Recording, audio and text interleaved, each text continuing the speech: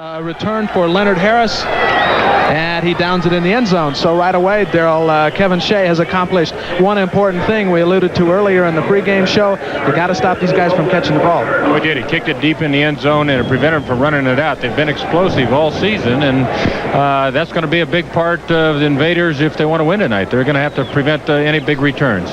Denver offense is led by number 9, a rookie quarterback out of Idaho, Ken Hobart, making his third straight start. Harry Sidney and Dave Preston starting in the backfield, although we'll see a lot of Bo Matthews, who will move up to that fullback spot. Harris is split out to the right, and Kevin Williams out to the left. Here's the first play of the ball game from the 20-yard line. Hobart wants to throw it. He's looking out to the right side, and not even close to Dave Preston, who had fallen down.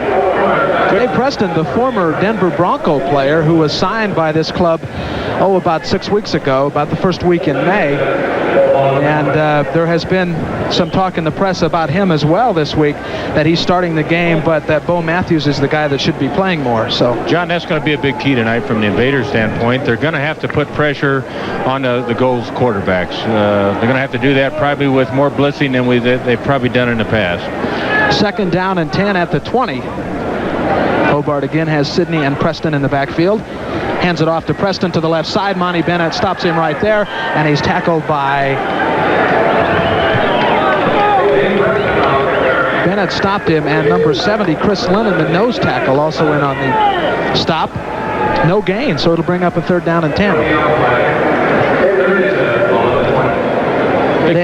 This is a big down, John, for the Invaders. If they can prevent them here, they're going to get excellent field position, and we might even see a return off a punt if they can hold them right here. Hobart back to pass or he plans to pass, I suspect. He doesn't have a running back near him. In motion to the right, and it's a run by Hobart, and they couldn't contain him outside. That one's not even going to come close. You talk about strange play calling. That was one. He gained 2.5 yards or so. Kenny Daniel, the left cornerback, coming up to make the stop. So it's a third down and 7, and you got a punt after your first series at 59 seconds gone in the football game. Well, obviously, they must have saw something on film that when they went in motion off the shotgun formation, they felt they could get outside the end. There wouldn't be anybody there, but it was a good defensive play by the Invaders. We can look for excellent field position. I think they'll probably try to hold them up and get good field position right here. They did. Gordon Banks is back to receive it at about the 35. He's got a man right on top of him. He gets away from him out near the 40, and he's stopped right there by number 58. That's John Kimmel, a starting linebacker. So the Invaders, good position at the 41-yard line. So if you want to start out and get a quick start on them and pull something out of the bag, that's a nice place to do it. Well, this is a field position that the quarterback likes to see. He's got a chance to move the ball, and if he can get in scoring position early, even get a field goal early, will boost the offense for the Invaders. Did the coaches not tell you that they want to open it up a little bit? And maybe we'll see it right here. First and 10 at the 41. 13:50 to go first quarter. Asana fakes it. There's a blitz, and going deep. That's Mark Lewis. He's got it all the way. He's got it, and Mark Lewis is going to be inside the 10 and inside the 5-yard line. First and goal at the 4, and the catcalls and the boos are coming out of Mile High Stadium already. A good play-action pass. I don't know if we have an instant replay of it right here, but a good play-action pass and going deep. They must have sent 2 or 3 defensive backs and linebackers, and David Martin, the all-USFL cornerback, got burned down the right side. Mark Lewis, a speedy one, gets inside the 5. All of a sudden, you've got first and goal inside the 5. Those are the things that you can do from a quarterback standpoint when you've got good field position to open up a game. Now they've got to capitalize it. They've got to get it in for 7 points. Tom Newton and Arthur Whittington in the backfield. Whittington starting tonight for Eric Jordan, the rookie running back out of Purdue. Newton has it. He crosses the goal line, but it looks like a procedure call will be made, and the Invaders might have a first and goal unless it's an offside call. It is a procedure call, so the Invaders get pushed back 5 yards, and so they'll have a first and goal at the 9. And when you get a big break like that, the last thing you want to do is do something like this and make a big mistake. Defensively for Denver, we'll set it up here for you. They're running they would run a 4-3. They've got several defensive linemen on there now, including Calvin Turner, Dave Stalls, Pat Ogren, and Steve Johnson. Kimmel, Huther, and Gherkin are the linebackers. Fred Basana at quarterback for the Invaders. Again, Whittington and Newton in the backfield. That's a handoff to Newton inside. A nice big hole. He's back inside the 5.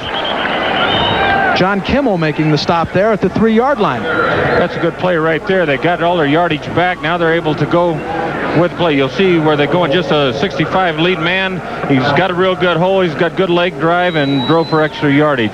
This puts a quarterback in a position. He can go play action pass, or they can probably sweep it here. It'll be 2nd and goal from the 3-yard line. The fact that Newton and Jordan have been playing very well the last 8 or 9 weeks has a lot to do with the fact that this club has won 7 of their last 8. Here's the 2nd down play inside the 3 to Newton again. And Newton tries to drive and doesn't get a whole lot out of it, maybe a yard. He's tackled by a whole bunch of guys in the middle, including Bruce Huther, the middle linebacker. They had him stacked inside pretty well, John. I think that, they can go outside with the sweep, but obviously they've seen on film where they felt that, their center and both guards can manhandle their interior linemen from defensively. You'll see it right here. There's just not a heck of a lot of room going in there. Had just good defensive effort right there. So it is now 3rd down and goal from the 2-yard line with 12.5 to go in the opening quarter. The Invaders inside the 5. There's a fake this time. Wants to throw it out to the right. He's rolling out to the right. Tosses it. It's tipped around. Might get intercepted, and is by David Martin.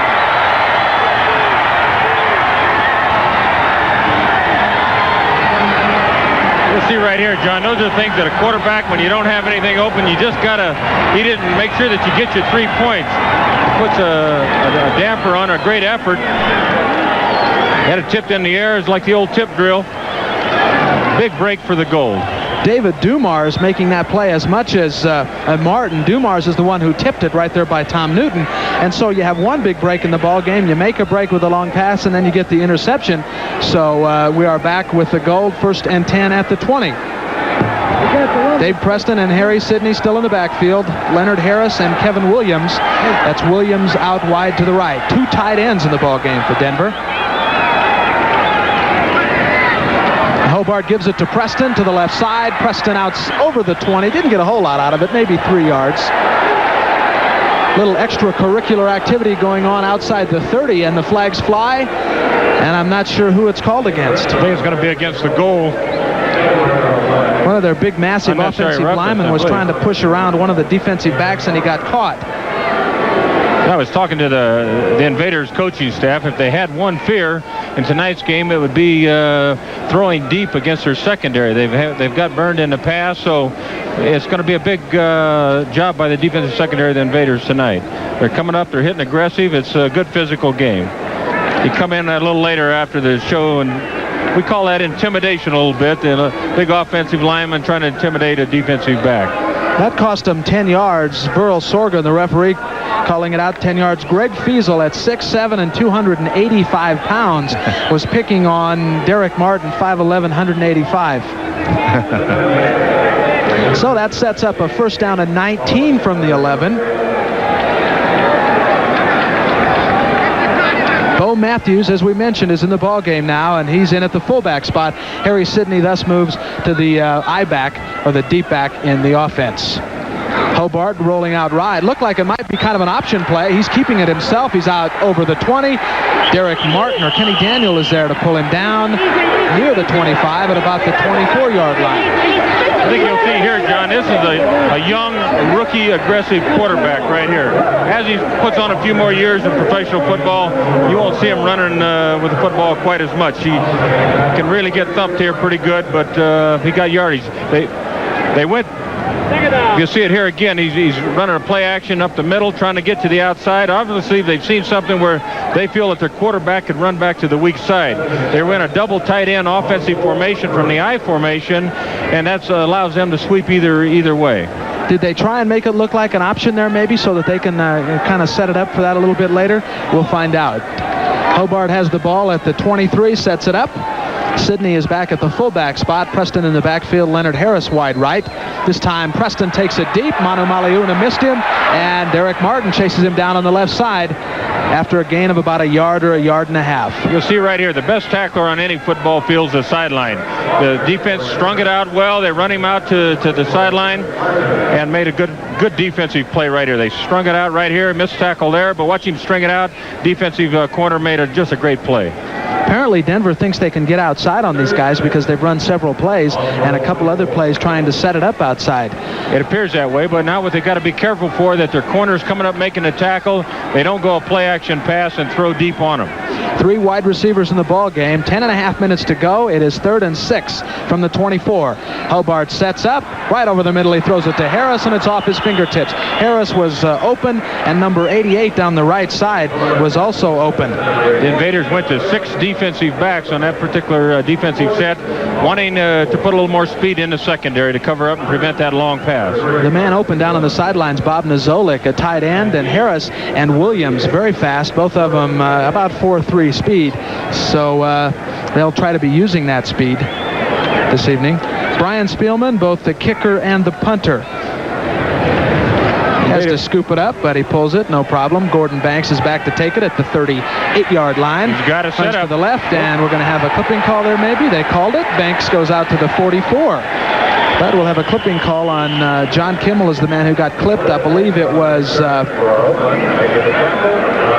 might have been number 96 for the Invaders, who was called Carl Sullivan, a backup defensive end. That was unfortunate on the clip, because if he got to the outside, he had a wall formed. I think he would have got real big yardage and could possibly even scored. He's got to turn that ball over and lay it out, so the wide receiver. Here's a different angle that we have. Just had it covered. Didn't get it to him out there far enough. So it's 1st and 10 for the Denver Gold at the 45-yard line. Another big break. That's 2 interceptions in the game's first 5.5 minutes for David Martin. The first one on a tipped pass in the first couple of minutes of the ball game, and that one on his own. So Basana's thrown a couple of interceptions and given Denver a couple of breaks. Victor Hicks in motion to the left. Ken Hobart wants to throw the ball. He's got Bob Nazolik at the 40, inside the 40. We've got a penalty, too, here. I don't know. It might be a holding penalty. There's a flag laying just about midfield. Obviously, they wanted to run with a rollout type situation. They've been rolling an awful lot to their right. With their tight end coming across the field. Just an excellent offensive play. It's going to be all for naught.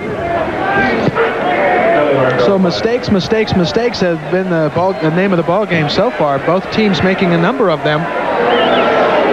So that'll take them all the way back to the 35-yard line. That's a costly penalty right now. They had excellent field position, 2 first downs that have been in scoring position, and loss of down. I think eventually now they're working on their sweeps, rolling out. They're going to go to a play action. They're going to have to throw deep. The Invaders are up dogging them pretty good on man-to-man coverage.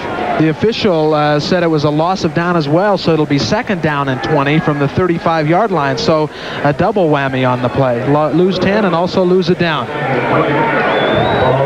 John Arnold and Kevin Williams are out split to the right. Leonard Harris, Williams and Harris, the speedsters. Hobart's got the pitch on the shotgun. And he's going to be sacked by Monty Bennett, number 91, the left end. That was a case as much of not getting rid of the ball in time as it was of the rush, correct? Well, true. They had 2 wide receivers curled over the middle. He just ran out of time. He was coming open right here. He just ran out of time. Good pressure by the defensive lineman. Monty Bennett, the kind of solid pro that any team would like. He goes out there and works hard in practice, and he's been with this team. One of the first guys they signed up, been with this team since they opened the doors before last year. I watched him work out last week, and he does. He gives you 110% in practice as well as in the game. 3rd down and a whole bunch. 3rd down and 30 from the 25-yard line. Hobart wants to throw it, and he's got a man out to the right. That's John Arnold. Goes right through his hands. Wouldn't have been a first down anyway. Excellent coverage by the Invaders secondary. The coaches said they feared it. They worked on it all week long. They got their depth. They did not want to let them get a first down.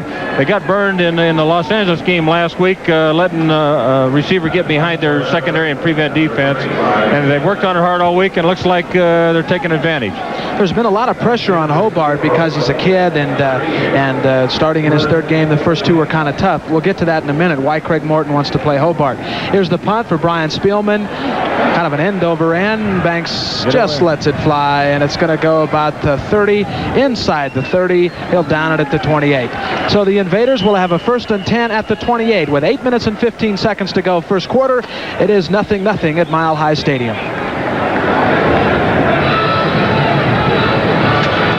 So far, mistakes and ineptness, I suppose, describes what's been going on in the first 7 minutes and 30 seconds, well, 6 minutes and 30 seconds of the football game. Fred Basana has already thrown 2 interceptions. To recap it for those who may have just joined us, they haven't cost him a touchdown yet because Ken Hobart hasn't thrown an interception, but he's been worse. Hasn't found a receiver yet. There's the draw to Arthur Whittington. Whittington out over the 35, over the 40, and he's got or near the 40, and he's got a first down. John Kimmel, the outside linebacker, stopping him. That's a gain of about 11 yards. Good outside block by Leonard Harris, outside receiver, to enable him to get a first down there. I love to see outside receivers with his talents be able to block downfield, because that's how you spring long games. First down and 10 at the 39 now. 7.5 to go in the first quarter.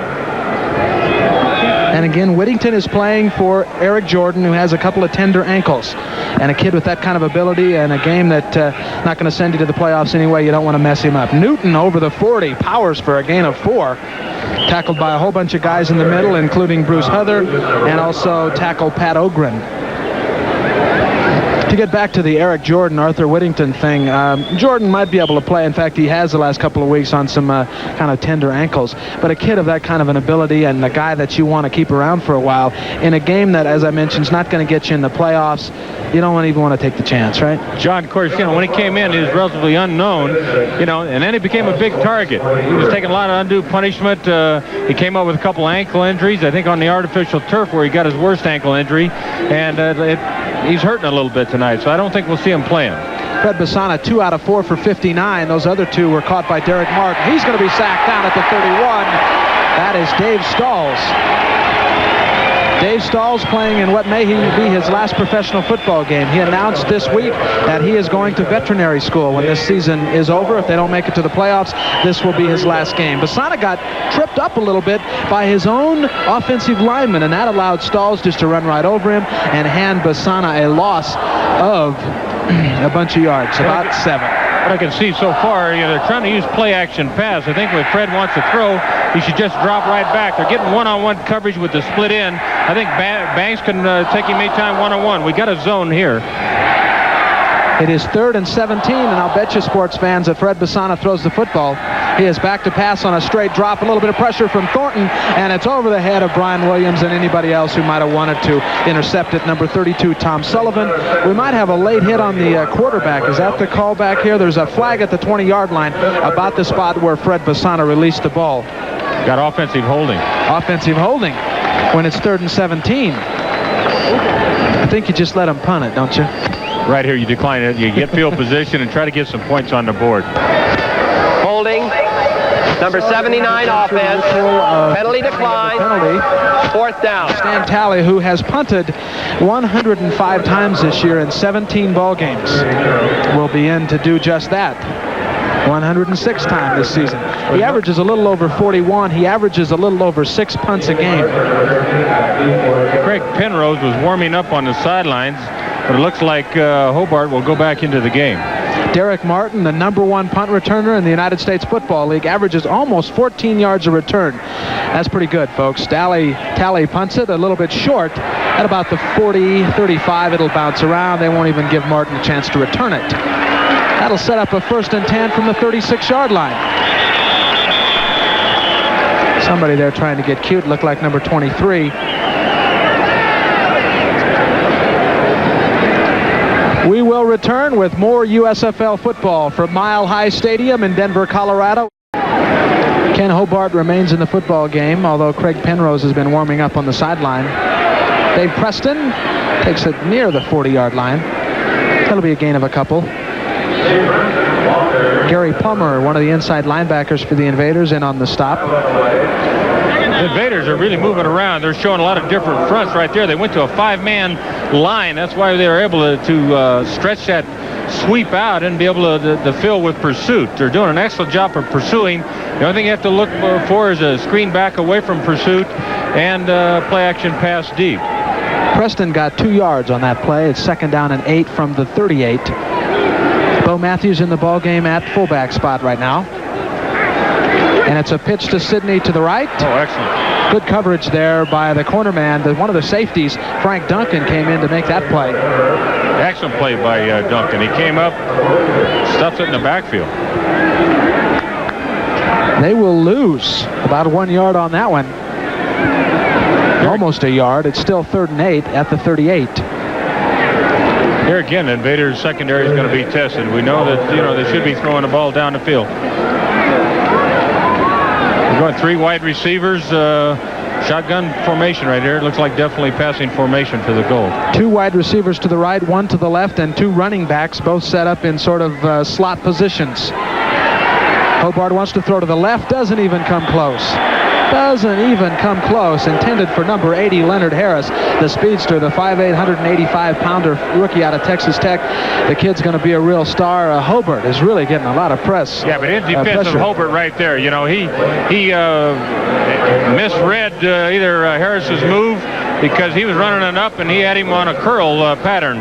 So they misread communications there some way.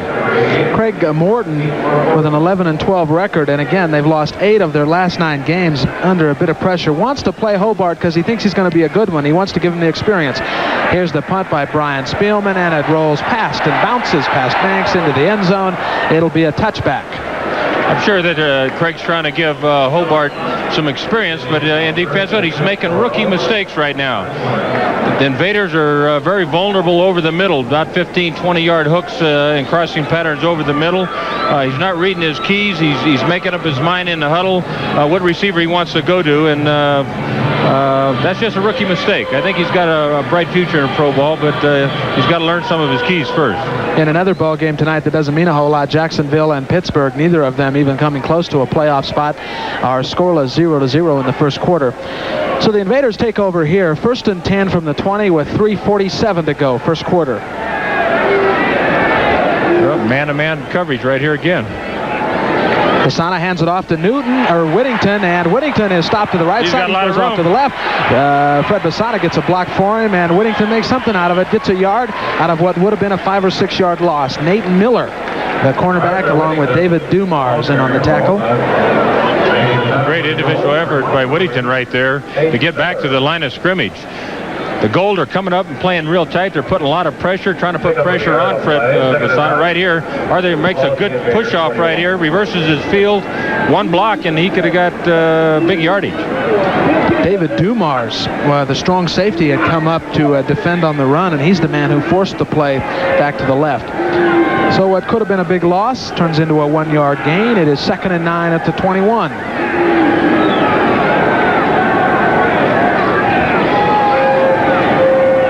It's a handoff on the inside, a little bit of a draw play. Newton gets up to the 25-yard line. Greg Gherkin there on the tackle. That'll bring up a 3rd and 5 at the 25. Yeah, they roll up into a strong side zone. Their man-to-man coverage is pretty easy to read from a quarterback standpoint. They're both playing almost a bump-and-run type situation right here. They found a seam in the middle or a weak spot, which you should have when you got a zone defense called. So now you have a 3rd and 5. Toughest call in football right here for a quarterback. It's also the kind of play where the defense doesn't really know what's coming either, so it works on both ways, doesn't it? Yeah, they're uptight. Looks like they're going to put some heat on right here. They've had success doing that. Those are mistakes that just shouldn't be made this time of the year. Last game of the year, it's the 18th league game for them. You just got to have better discipline than that. Just a tough call puts a quarterback in a tough position right now. That was a delay of game call. Basana taking too much time, so your 3 and 5, 3rd and 5 if he called turns into a 3rd and 10 play, and you got to throw the ball now. Any 3rd and 5 situation, the quarterback's got to know exactly what he wants to do. Call the huddle, get up to the line of scrimmage. They're probably following their tendencies, but read the coverage and go ahead with your play. The worst thing you can do is get yourself in 3rd and 10, with your back up against your own goal line. Gordon Banks and Al Hill are split out left and wide right. Got a double zone going right here. They got to go their tight end. Pressure behind from Thornton. He's got some time to throw it. There's Williams across the 30. He's got a first down. The only receiver that out of that set that would go man-to-man. Tom Sullivan, the kid out of UCLA, in on the stop. We were discussing this earlier. What you want to do if you're going to throw to your tight end or get your big fullback, what you want to do is get a 240-pounder on a 190-pound back. Well, right? without a doubt. But at the same time, if you get a completion, you want a first down. It was a great throw by Fred Basana, and, he got his first down. Now he's got to try to keep his momentum going. Last week, they said 25 first downs, I think, was a club record, if not a league record. 1st and 10 at the 32 now. About 1:20 to go, first quarter. Basana back to pass. Over the middle to Banks. Banks down the middle, and he's stopped there by Nate Miller, or Banks would have been in the end zone. On first down, they've been giving Banks one-on-one coverage. His corner's been playing off. Obviously, the coaching staff has picked that up, and they sent that in. You notice he didn't have a play-action pass. He dropped right back, waited for the slant, and hit him for a real big gain. That one gained 16 yards to near the 48-yard line, and that'll set up a 1st and 10 at the 48. About 50 seconds to go, first quarter. Nobody has scored yet.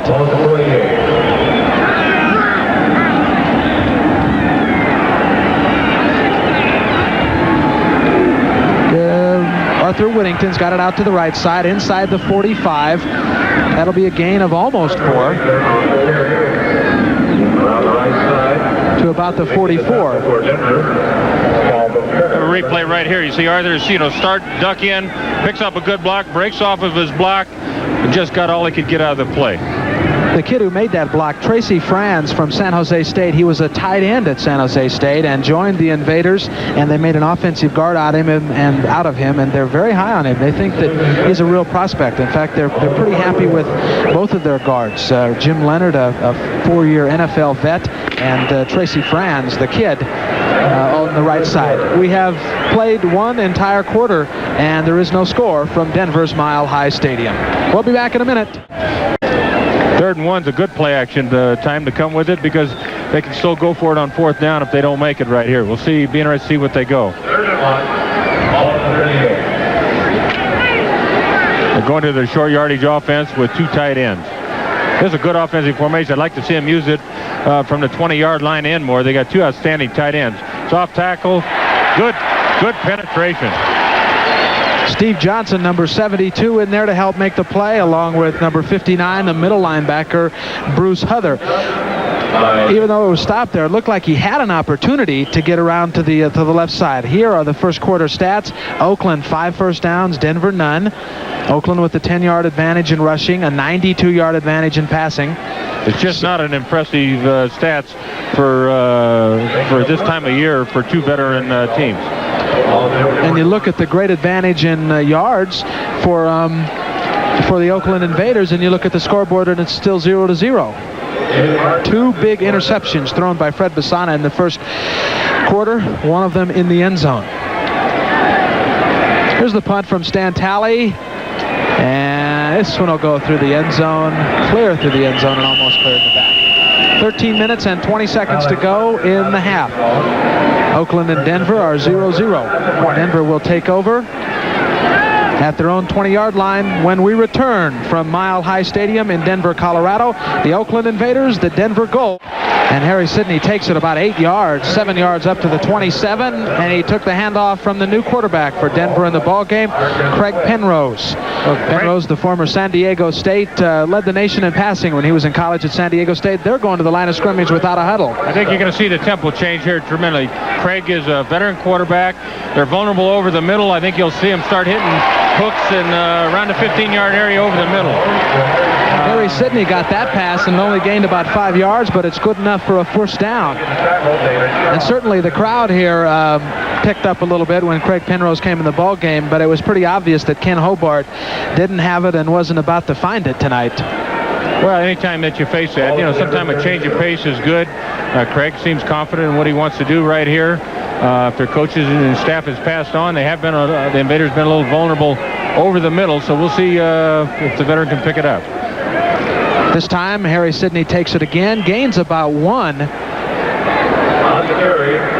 Just barely won. Monty Bennett in on the stop for the Invaders. With about 12 minutes to go in the half of a game that has had one real scoring chance. The Invaders, in the first minute of the ball game, first 2 minutes of the ball game, had a long pass, went inside the 5, had a first and goal inside the 5, and 3 plays later, Fred Bassana threw an interception of a tipped pass. David Martin pulled it down, and that's as close as we've come to putting anything on the scoreboard. Here's the 2nd and 9 play. A big rush. It's a screen, and it was forced. There wasn't anybody out there. Yarno was the only man standing there. Dave Browning helped put the pressure on Craig Penrose.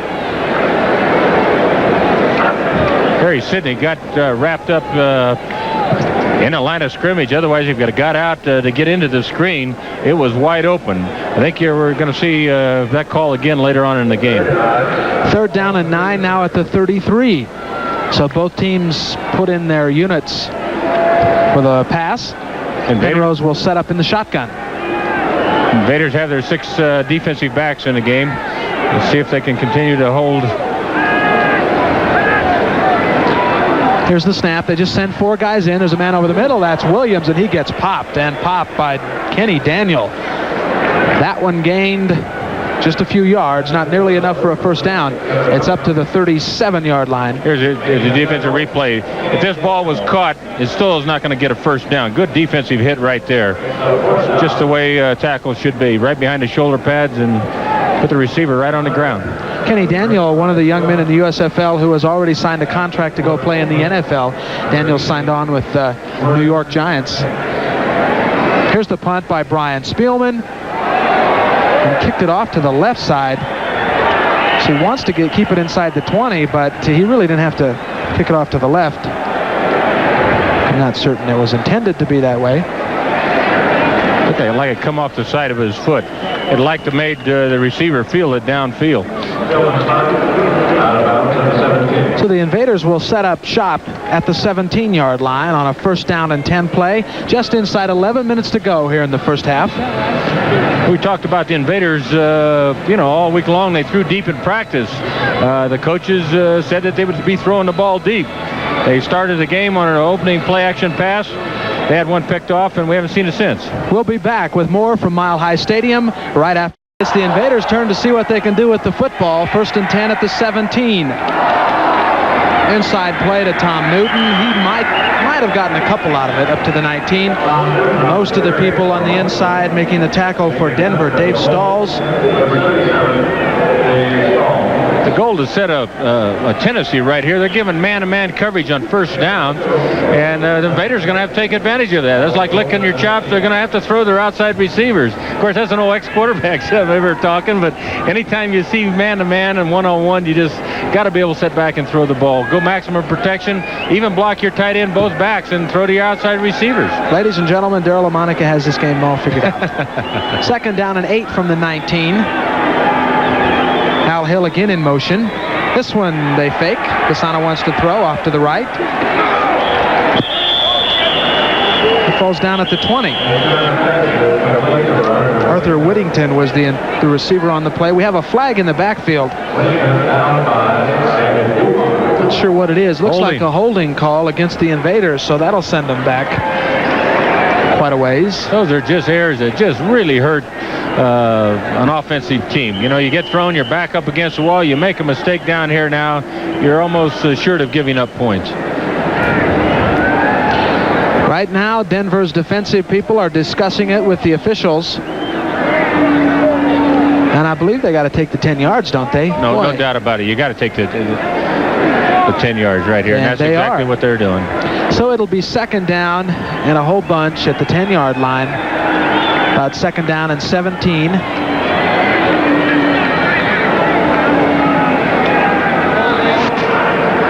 Number 79, offense. Right now you're going to have to anticipate that the goal, are they really going to put the heat on the offense by blitzing them, or are they going to sit back and go into a zone type situation?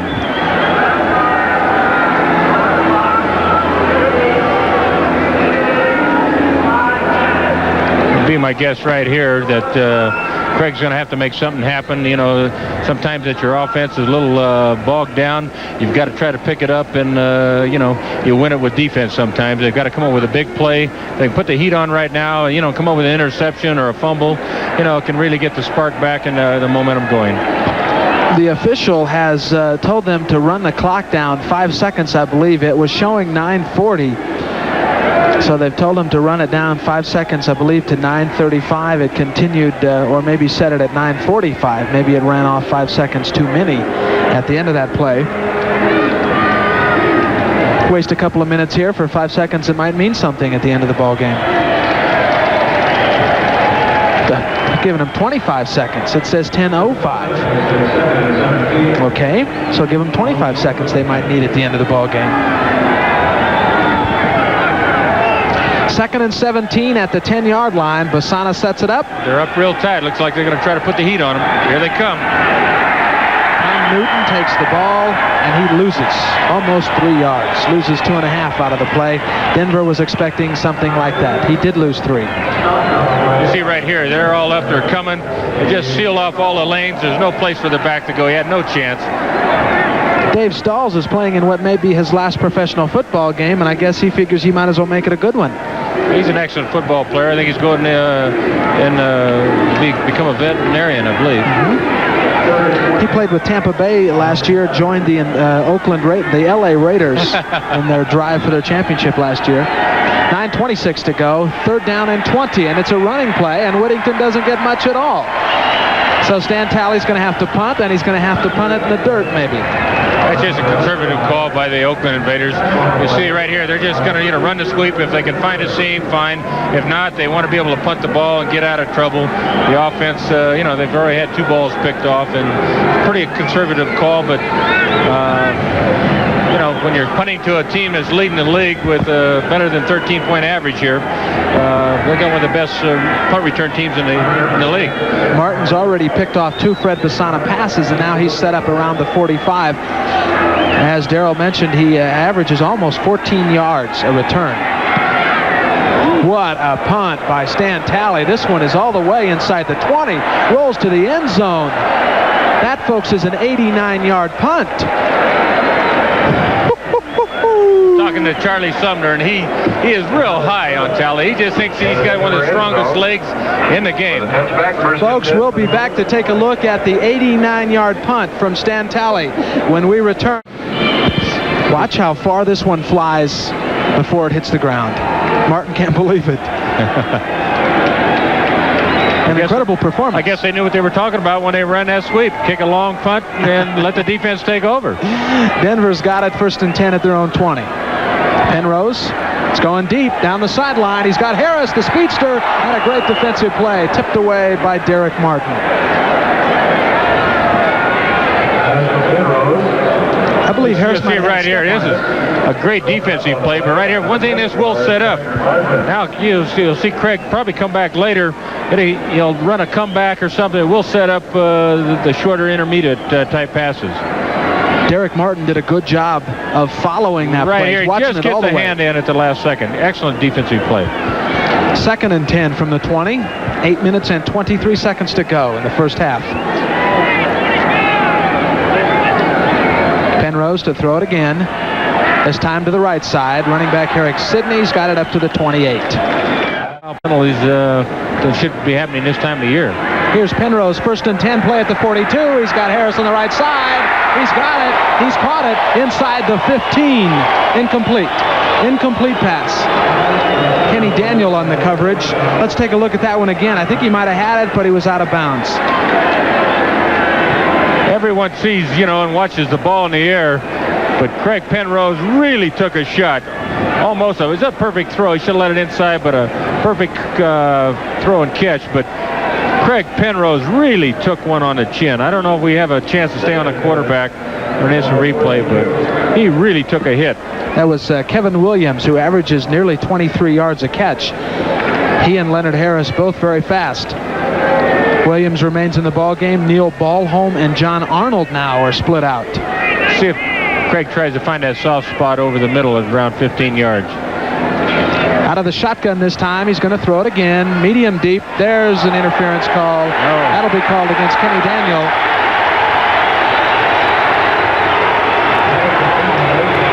John Arnold, the intended receiver on the play.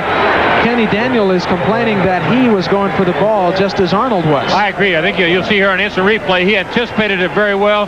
Tried to cut in front right here for the interception. I really don't agree with the call. Tough one. It was for him because he saw the ball coming. He thought he could get him an interception, and they collided.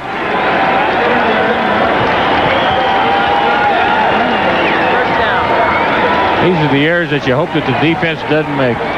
You are watching Invader football on KICU in San Jose, and you're watching the Denver Gold with a first down and 10 at the Invaders 42. So Craig Penrose has made things happen as he's come into the ball game with the little help from Kenny Daniel and Frank Duncan on a personal foul call.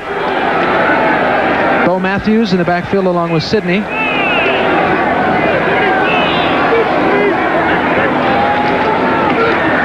Sidney takes it from the eye, gets a nice block. He's got to break up the middle, and he might go, folks. He will. Kenny Daniel won't catch him, and neither will Derek Martin. A 43-yard touchdown run for Harry Sidney.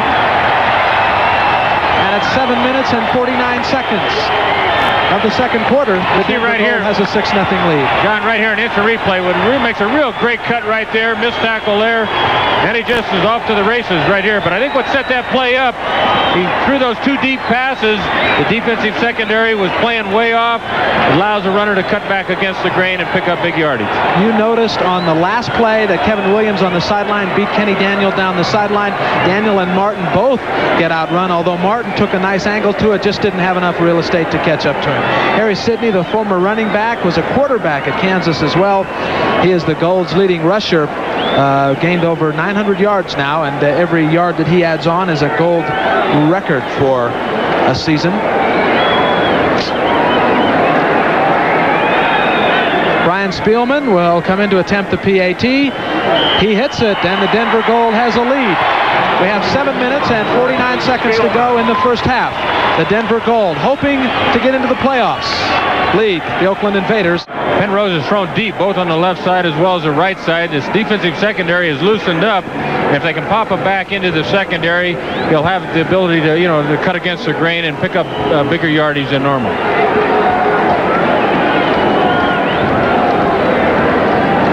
So here is Spielman's kick. Otis Brown will take it at the goal line. And he'll return it over the 20-yard line. Either these two teams don't like each other. There goes the flag again, high into the skyline of Denver, and hits somebody in the head. These two teams apparently don't like each other coming in because they've been doing this since the gun went off. Well, it's been kind of interesting. You look at their statistics, and it's for the last 3 games, it's a home team that's come out on top as a winner. There's no doubt about it. There's mixed feelings about it right now. The Invaders want to win. It's a must-win for the Gold. We have personal foul calls on both sides. The official says, forget it, and let's set it up. A little pushing and shoving right there. Looked like that might have been number 52, Invader defensive linebacker Thomas Carter. Actually, he's the one who started it, I think. First down and 10 at the 22, 7:39 to go in the half. The Invaders are down 7-0. Here's Eric Jordan in the ball game now, and he takes it to the 25. First time we've seen Jordan in the ball game. Jordan has that real explosive start. That's what you look for in a back. There's a little extracurricular right here. Real penalty. Oh, this is a touchdown run right here. That was the block by John Arnold, I believe. Great acceleration. Great acceleration right there to break it. They're up tight. Second down and 7 at the 25. Kasana calling out the signals. Tom Newton up over the 30 to the 32. That's a gain of almost 7. Big Tom. He's only about 240 pounds. I think he tells the PR guys to put it at about 230 in the program, but if he's a pound under 240.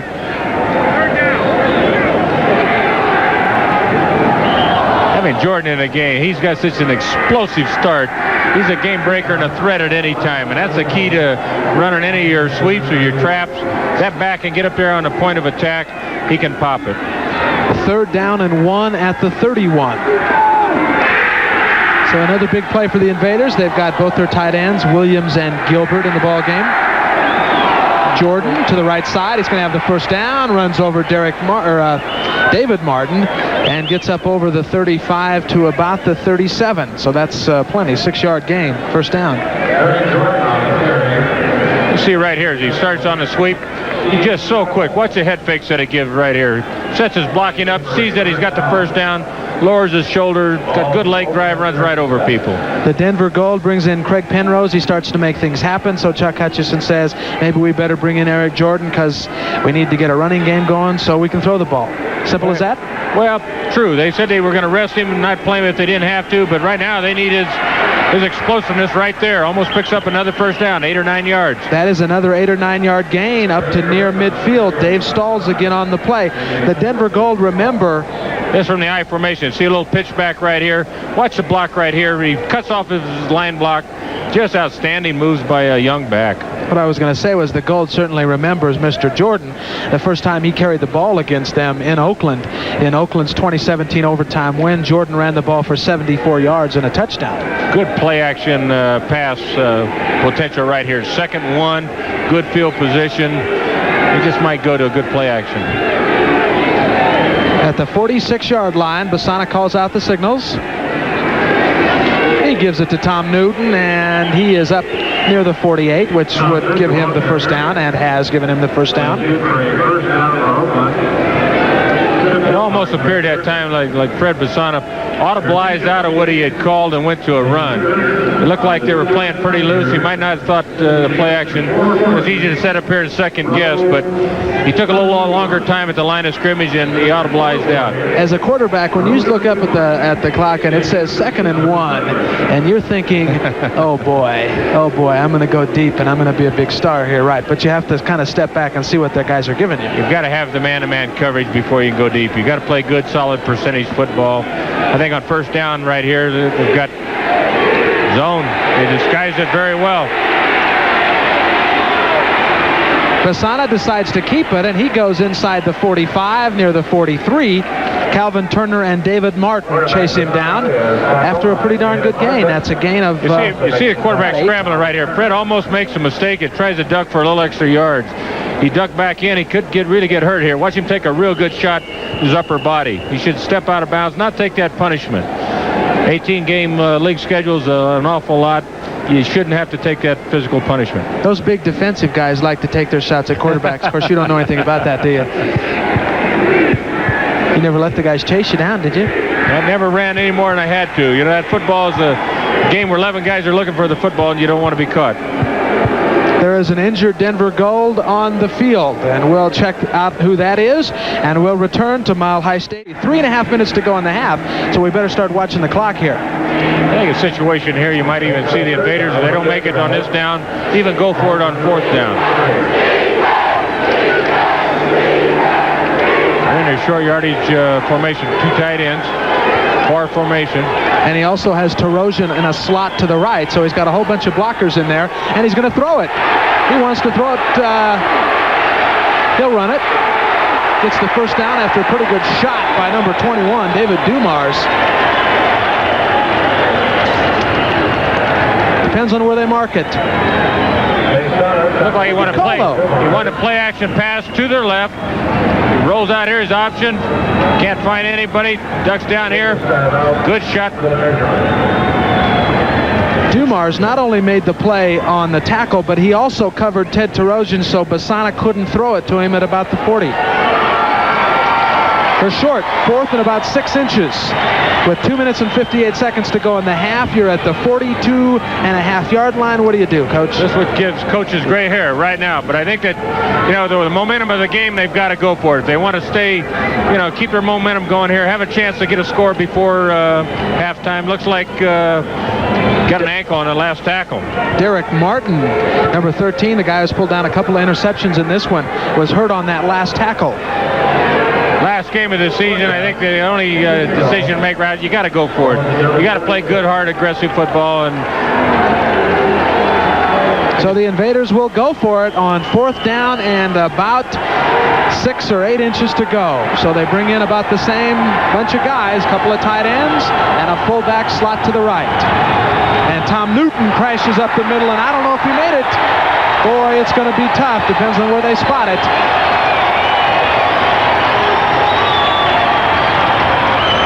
It didn't appear that they made it, John. Good penetration off the center's block. They're going to measure it, but I think he might have lost some yards. The goal already has their offensive unit on the field. It was spotted just outside the 42, or inside the 42 before that play. It is now spotted outside the 42. You can't lose yards and make a first down, sports fans. I don't even know why they're measuring it.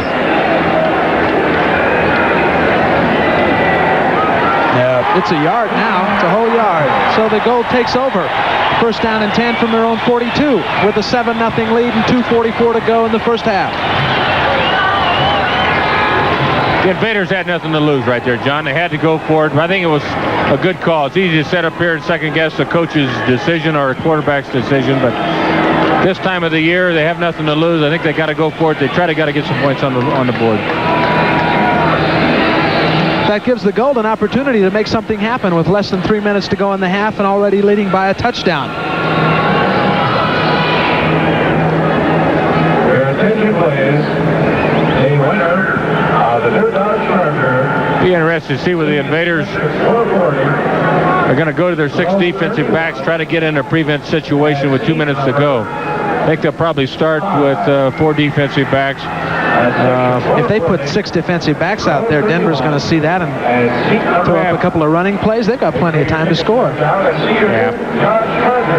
I think you'll see them play it straight.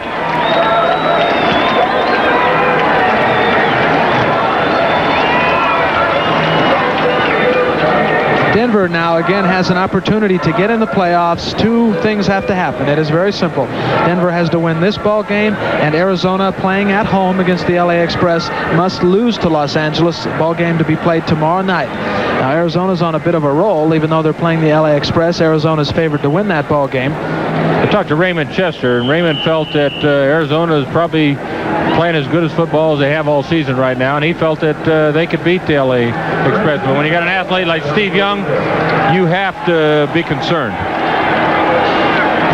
So at 2.5 to go, Denver takes over. Here's the 1st and 10 play. He's going to go deep down the left side to Kevin Williams. It's intercepted by Derek Martin. He's out of bounds inside the 10. So you go for the home run and you strike out. That is good percentage play. If they do take it off, they're back down on the 8 or 9 yard line. You see right here on the instant replay, the ball got away a little bit here on Craig. It looked like he didn't get a chance to turn it over. Just overthrew his receiver. Good defensive play.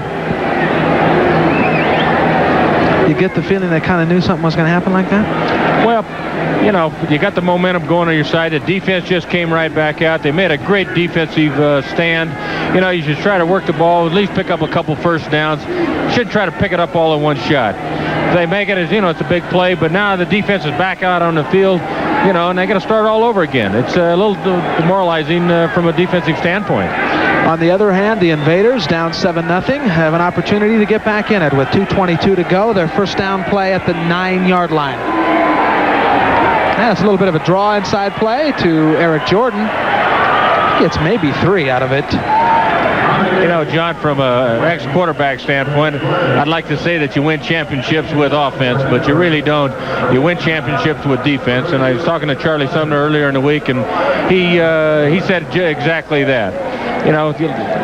ratios right here. You got plus 14 to minus 6 on turnover ratios, and that can be misleading. I think that the Invaders have a plus 14 there, but they've made more than their share of errors tonight. But on the other hand, too, and we were talking about this earlier, when you punt the ball 6 times a game, you might as well be giving it away on turnovers a couple of times, because it's the same difference. It means you're not moving the football real well when you're an average in 6-7 punts a game. It really isn't. But talking to Charlie Sumner, he's going to bolster up this defense. I think that the fans in Oakland can look forward to, a solid defensive unit. He's going to bolster up the offense, and I think the Invaders 85 looks good for him. The Gold is called timeout here, and in first down plays, the Invaders had 5. The Gold had none at the end of the first quarter. Now the Invaders have 6, and the Gold have 5. So who has moved the ball in the second quarter, right?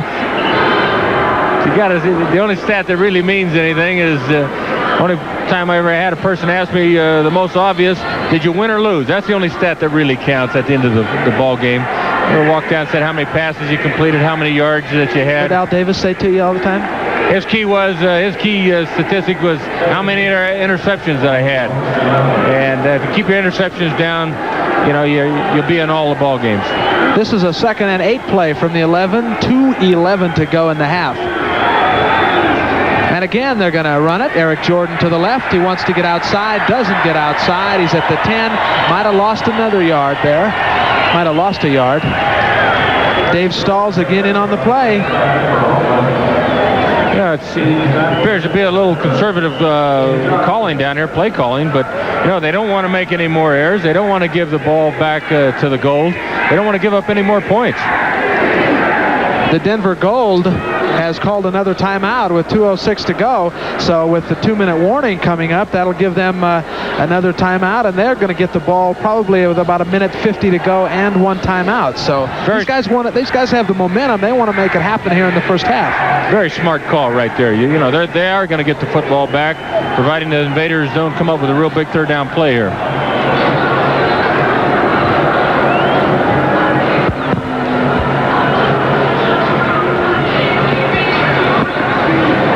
If they can hold the Invaders right here, they'll get excellent field position. I think Craig's thinking right now, if they can get excellent field position around the 50-yard line, maybe they can work it in position, at least to get a field goal, go in 10-0 at halftime. I think they can do that. Invaders here, though, and you've got 3rd down and 9 from the 10. You might as well throw the ball, hadn't you? Well, you have to. Yeah. If you're gonna win any kind of football games, you can't go into a shell. You got to be aggressive. You got to be able to throw. I think you got to throw a good percentage play, a comeback, a hook, something safe where you can read the underneath coverage. You got to throw to your outside receivers or your tight end over the middle. Here is that play, 3rd down and 9 from the 10. They're in a pass. Are split. They're in a passing formation with split backs. There's the throw over the middle to Tom Newton. He's got the first down, maybe more, at 240 yards. He can move near midfield. Good call. Right down the middle and got the yardage and a whole bunch of it. They're at the 47-yard line. The Invaders, with 1:57 to go, have an opportunity maybe to push it in. This is the 2-minute warning. 3 seconds late. We'll be back with more football from Denver's Mile High Stadium right after these important... Probably thought they'd set back. Somebody made a real error right there. Great run. Good speed by fullback. Tom Newton says, I've been playing pro ball for 7 years and I've never been that wide open. 1st and 10 at the 47 now, and so the Invaders with 3 timeouts left have the time and the room to move in for a score, maybe. Got the Gold in a prevent defense. There's the pass over the middle. Right past 2 guys, both the running backs. Eric Jordan and Tom Newton. That was a mix-up pass patterns right there. They had two receivers running right into one another. I think it was probably designed to get the ball to Jordan, coming across the middle, allow him to utilize his speed. It was a strange play, though, because he wasn't going to make a whole lot out of it. It was thrown right at the line of scrimmage. I think 2 backs run the wrong pattern. I really believe that. Quite a ball game, kind of a strange feeling for Chuck Hutchison. He will no longer be the head coach after this football game is over. We'll discuss that with Hutchison in a rather lengthy interview at halftime, so please stay tuned for that. We have another 1:53 to go before we get to the half. Here's the 2nd down play. A throw over the middle to Williams. He's got it, and he is pretty speedy. Going to chase him down inside the 20 to the 17. Good Tom read. Sullivan and Darrell Hemphill pull him down. Good read by Fred Basson. I saw Williams make the hook, drill the ball right to him. Fred Basana throwing to the man who has become the Iron Man receiver in the last 3 ball games. 22 catches in the last 3 ball games coming into this one. The Invaders have called a timeout. With 1 minute and 43 seconds to go, they have a first down play at the 17. We'll be back to tell you about it right after this. Right in his hands, sports fans. Whoa! See here on the replay, they went into a zone. Fred just did not see the safety come over step front. He was throwing a post pattern, just didn't see 21 step in front. Just a bad read on the quarterback's call. On top of that, it was a lousy pass. Well, he was throwing it low, keep it away from a chance of being intercepted. He just didn't see a defensive back. There's no doubt in my mind about that. So, what did I say a moment ago, how quickly things change? Denver has a first down and 10 at the 19. They have 1:35 to go and a timeout and a 7-0 lead. First and 10 for Denver at the goal 19. Penrose going to throw the ball. That one's pulled down by the tight end, Victor Hicks. It's good for a first down. A gain of about 12. Gary Plummer, the man, there to make the stop. I think you'll see just good possession-type passing right now from Penrose. He does not want to make a big error. He doesn't want to get it intercepted. He's got the momentum. Worst comes to worst, he'll go in with a 7-point lead at halftime. 1:20 to go, and it's a first and 10 at the 31. Penrose calls out the numbers. Going to the left side this time to running back Harry Sidney. And a nice move on Manu Maliuna. And Manu and Derek Martin pull him down. Sidney made a great offensive move. Watch right here on the instant replay. You don't see this move too often. This is just natural, gifted talent right here. The Invaders are giving him those 10 yards, right? They know that it's going to have to be 70 yards before they get beat. There's still 1 minute and 7 seconds on the clock, too. They've got to be worried about that. That's a lot of time. Penrose tosses it to Victor Hicks, almost drops it. He's holding it out there, and he gets it to the 40. Looks like another first down inside a minute. It's like the goal are going to go on the ball. They do have a first down play, and it's from the 40-yard line with 57 seconds to go. Now Denver has asked them to measure it, giving them an opportunity to get a play in the ballgame. Well, that's smart. Anytime the quarterback can see that it is close, he has that right to ask for a measurement. You get a chance to get in the huddle now, regroup, call maybe 1 or even 2 plays. But if you notice, he's going with good, solid possession-type passes, 10 yards, 10 yards. The Invaders are playing deep. They're not about to get beat deep. Question for you now. Is the official obligated to measure Yes, he has to. even if it's 2 yards? Well, but it was close there. It was a first down. That was very close. Because the official if it's obvious, if it's real obvious, no, he will not give you a measurement. The clock is running now, 50 seconds to go. First and 10 at the 40. Gonna have to go a little deeper. He does. He's got John Arnold, and it's knocked away by Kenny Daniel. Nice defensive play by Daniel. Arnold had that one, and Kenny just swiped it away. Good defensive play. It away or something. Oh, you got to go back to the basic. Your offensive receiver has to move back to the quarterback. If you're moving back there, he'd have caught that ball and never had it knocked out of his hands. You'll see right here on the instant replay. He turns around, he sets down, and does not work back to the quarterback. If he takes 1 step back to the quarterback, it's not even close. Football is a game of angles, and your receiver has to give you that angle, take it away, the interception angle away from the defender. Here's the 2nd and 10 play. Wants to throw it this time to Neil Ballholm, the kid out of Brigham Young, a little bit low. Didn't want that one to be intercepted, but he didn't want it to be in the dirt either. Here's the play again. Ballholm makes the little move in, and it's just in the dirt. He had no opportunity to catch it. So it'll be 3rd down and 10 now, with 42 seconds to go. A play from just outside the 40-yard line. He needs a first down or at least 9 yards to have any chance for a field goal to put him in field goal range. Brian Spielman has kicked a 50-yarder this year. He has tried one other one of more than 50. That was a 56-yarder, and he missed it. From the shotgun, they need 10 for a first down. He can run it, and he's being tackled, and he throws it, and Victor Hicks can't come up with it. Good defensive pressure there by Carl Sullivan, the former San Jose State tight end turned defensive end. He's a rookie. And Penrose is hobbling a little bit. Got hit from behind. It looked like it's his left knee a little bit. He had an opportunity to really take off with the ball. Probably could have run for the first down. Well, they called the sack on that one, and it's a loss of 5 yards, so it'll be 4th and 15 from the 45. The clock is running with 25 to go, and it looks like maybe Denver is content to maybe let this be the last play of the game, of the half. Well, they might want to let the clock run down and take one shot at it. If they get a first down, they have a chance to kick a field goal. They have to run a play because there are only now 5 seconds left on the 30-second clock and 6 seconds left in the game clock. There's Penrose, and it's just about caught there. Another good defensive play, this time by rookie Darryl Hart. Got a defensive flag. College. Got a defensive flag. We got a flag. It might be pass interference. If that's a pass interference call down there, they'll get a shot at a field goal here. The official is trying to tell everybody to hold it. Don't go to the locker room yet.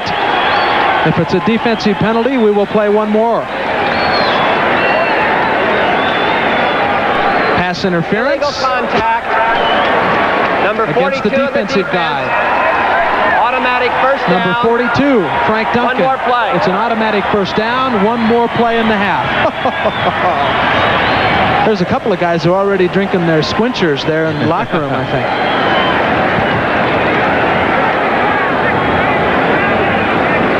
Frank Duncan makes a big mistake. You really got to feel for Chuck right here in that situation. You know, he's defense. They've played hard. They've made some mistakes, errors. They've come up with a defensive holding call in the last play of the half. Gives them an opportunity maybe to kick a long field goal here. And now on top of that, sports fans, if this half hasn't been long enough, the Denver Gold has just called timeout. They have one play to go.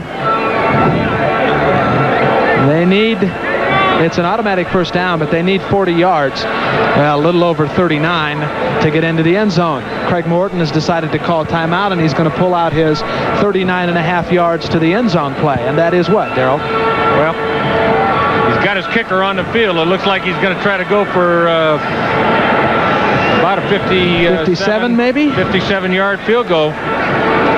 Why not? What little wind, we don't have much wind here. What little wind we do will be with the kicker. Craig Morton figures he came to the party and might as well dance, huh? Well, he has nothing to lose. He's got a free shot at it here, so why not? The only thing that he's really got to be careful of that it's not blocked or something goes awry here.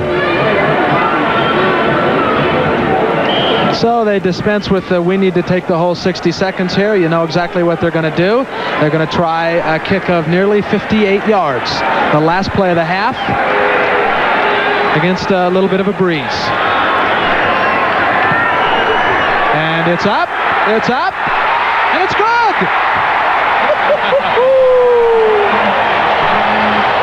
Ladies and gentlemen, that one was a big play. Craig Morton knew something that we didn't. Spillman, without a doubt, has the leg. That ball carried through. That one had a couple yards to spare. You bet. We have reached the halfway point. And the Denver Gold, instead of taking a 7-0 lead, takes a 10-0 lead on what we thought was a giveaway play. But no, Brian Spielman puts it through. We'll find out to see if it's officially a 57-yarder or a 58-yarder. No matter. It was a very impressive play. And it might help Craig Morton save his job. So we are at the half. The Denver Gold has taken a 10-0 lead. We'll be back with some news information from the newsroom. We'll have an interview with Chuck Hutchison. We'll return live in a few minutes. Again, the score. Denver leads it. Invaders have had the ball 18 minutes and 29 seconds in the first half. Denver has had it 11 minutes and 31 seconds. But a 42-yard run by Sidney and a 57-yard field goal by Spielman are the only points put on the board. You go down and you look at the stats even more. Passing yards, 165 for Oakland. Net yards, 154 passing. For Denver, 43 yards net. Total yards, 226 for the Invaders, and just half of that, exactly half of that, 113 for Denver. But the score is 10-0 Gold, and that's the important statistic right there. Were we just talking about that earlier, and you made some reference to number of interceptions thrown or something to that effect, and the score and all that stuff? I think from a quarterback standpoint, you've got to keep your interceptions to a minimum.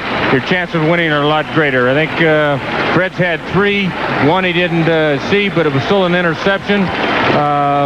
You've got to be able to eliminate those errors, but they've had a lot of mental errors tonight that this just shouldn't be.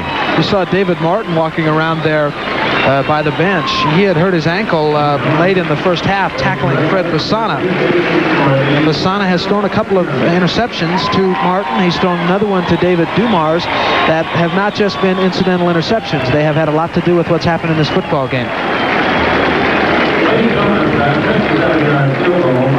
Be interesting to see the Invaders' philosophy now, if they're indeed going to throw the ball down the field. We saw a couple long passes early, but second quarter we didn't see any. You hear the crowd, and they've been going all through the half. This is Special Olympics night here at Mile High Stadium, something I'm sure Denver Gold Coach Craig Morton had a lot to do with. They had some Special Olympics competition, had a salute to the kids at halftime, and the crowd enjoyed it very much, and it was a very important event. Here is the second half.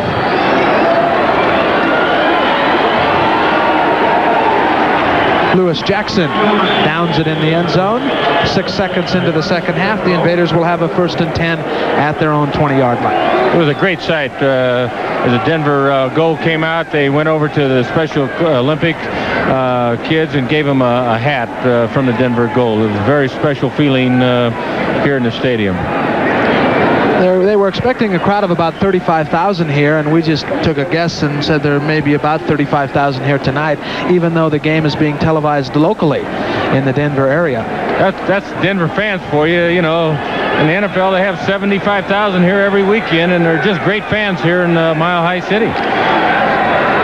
Eric Jordan gets the pitch to the right. He meets a wall at the 22. Bruce Huther again. Also, Pat Ogren in on the play there.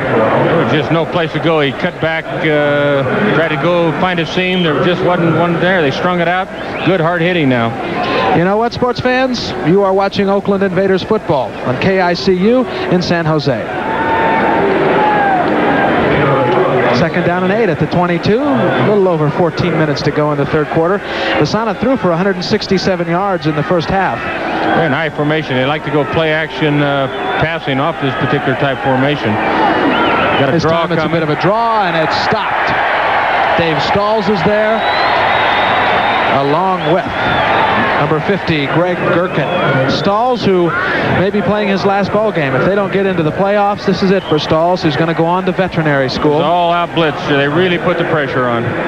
Just no chance for... Gherkin, number 50, the right outside linebacker, had as much to do with that play as anybody. He stopped it up in there, and when Stalls beat Jim Leonard to the punch, Eric Jordan didn't have a chance. 3rd down and 13 from the 17. They're setting now in a double zone to the outside. They're going to have to hit their tight end or a back over the middle. Whoops. Motion right here. Somebody moved. The back moved, but he moved laterally now. The question is, did somebody move on the line?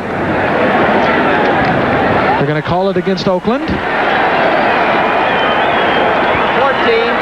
Offense. Be interesting to call right now.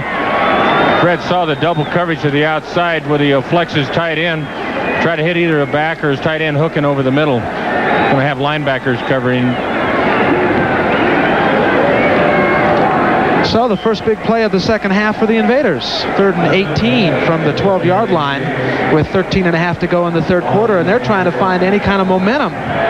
Anything that'll get them going. Denver carried on from what happened in the end of the first half and from all the fun they had at halftime here, and they're just whooping it up, having a good time.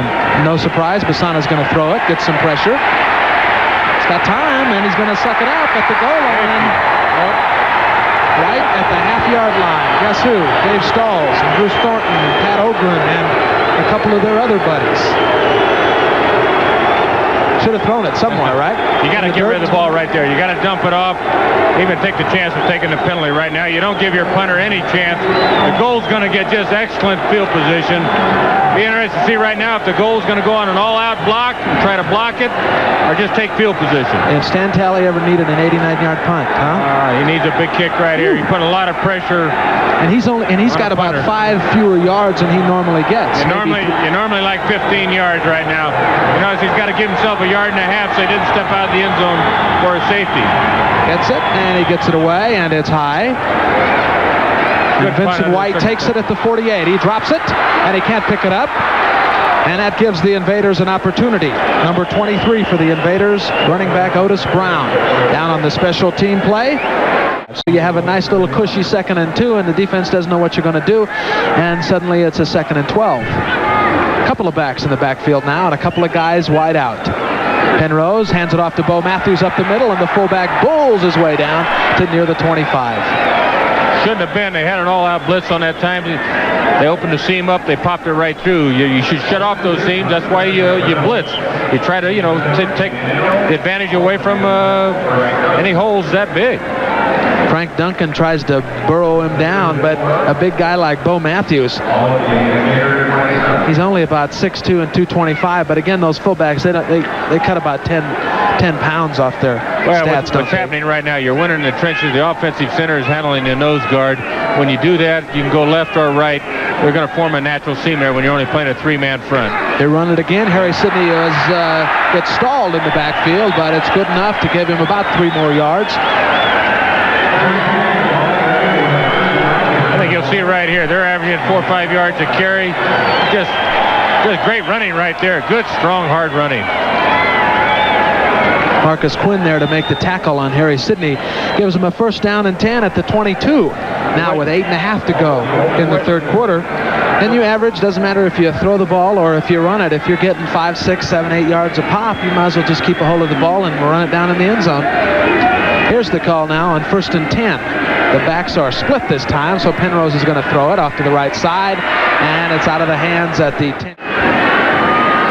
I think you look for a possession-type pass over the middle. Although they're uptight, they look like they might be trying to give yourself a chance anyway to get a field goal. Penrose wants to go deep. Got 2 men back there. Williams is in the end zone. He's got it for a touchdown.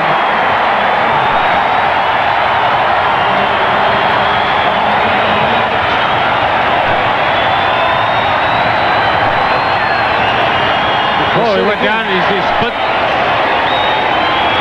their prevent. They should be in a prevent defense. 31-yard touchdown reception for Kevin Williams. With 7:39 to go in the 3rd quarter, and that puts the Denver Gold up 16-0. Derek Batiste complaining about it. Quinn was back there. Martin was back there. To no avail. That's exactly what the Invaders coaching staff had talked to us earlier in the week and this afternoon about, that they've been getting beat on a prevent type defense. Here they get beat by two guys in the middle. It's supposed to be taking that play away. Those are just errors that you can't allow to happen.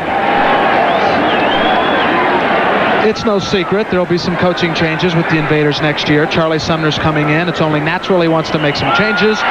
We might just discuss a rumored change when we return to Mile High Stadium with the Denver Gold leading the Oakland Invaders 17-0. The rumor is that Fred Biletnikoff will be back in the Oakland Coliseum, this time as the receiver coach. I hope that is in fact true, because I know that Freddie's one of the all-time great receivers in a game of professional football. He knows what the passing game is all about. He will be a great addition if in fact it is true that he will join Charlie Sumner's team. But I played for Charlie. I know the way he thinks. He'll put an aggressive football team on the field, and he'll play exciting football. Here's the kickoff. Denver's 17-0 kickoff. Otis Brown will take it. Otis is over the 20, and he gets popped there, trying to drive for more, gets it almost to the 22. So the Invaders will take over if we can ever stop the flags from flying and the people from hitting each other. I'll tell you what, sports fans, it's a good thing Mario Soto's not on this football team, or it might be a little bit tougher. Alluding to the Mario Soto, Claudel Washington problems of a while back, last weekend. Quarterbacks in the league right now. I'm not saying that they're the best quarterbacks, but 3 on any one team. He's going long. He's got Gordon Banks down the sideline. Banks has it at the 32. He went for it. You might as well go for it. It's at the 31-yard line, and Banks beat number 27, Anthony Allen. That's the particular type plays that we're talking about. Here's just sheer speed, blow right by. Perfect football coming over the shoulder. Just an excellent throw, an excellent catch. That's the type of excitement that you got to generate back into your offense. You got to try to get a quick touchdown right here. Get back in this football game because there's an awful lot of time left. There's a quarter and a half of football left. All right, I won't talk about a quarterbacking change anymore. 6:50, less than 6:50 to go, third quarter. They're at the 31 now. The Invaders trying to get on the scoreboard, trying to get back in the ball game. Whittington and Newton in the backfield. Basana's going to throw it to the left. He's got number 85. That is Dave Stife, 6'4", 200-pounder out of Portland State, and he's inside the 20. I watched Dave in practice. He's a real outstanding, looks almost like a tight end out there as a wide receiver. He's got excellent speed, real good hands, and he can muscle for the football. That was a 13-yard gain. So let's call it 1st and 10 now at just inside the 18-yard line. But if you know, Fred was looking to his split-in receiver where he could read the coverage without chancing any type of an interception. And he's thrown 3 of them, so goodness knows he doesn't need another one. Basana wants to throw it again. This time he's got Newton out of the backfield inside the 10, and the big bruiser gets it down to almost the 8-yard line. Very near a first down. It'll be 2nd down and about a half to go. John Kimmel, the linebacker, runs him out of bounds. It appears that they've made an offensive change in philosophy at halftime. They're coming back out. They threw the ball down the field, but now they're going good possession-type passes, hit the back, coming out of the backfield, utilize that in place of a run. Basana 8 out of 13 for the ball game at 239 yards.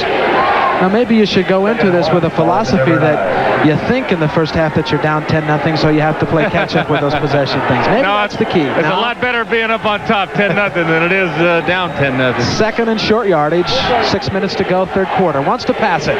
Probably wants to go in the end zone. There's Williams, could have had it.